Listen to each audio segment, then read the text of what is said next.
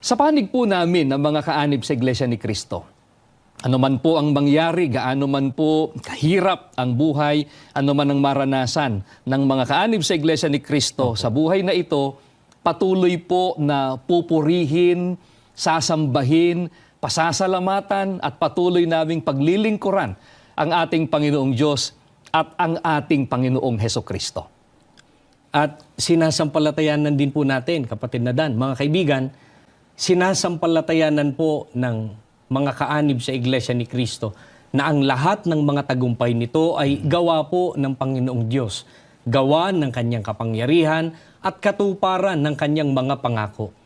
Hangad po namin na naway dumami pa ang mga taong makinabang sa mga pagpapala at sakdal na pag-ibig ng ating Panginoong Diyos. Kailangan lamang po ay mapabilang, mapasama ang mga tao sa mga laging sumusunod at nakasisiya sa Panginoong Diyos. Tama po, kapatid na Frank. Kaya nga po, nagpapasalamat po kami sa inyo, mga kaibigan.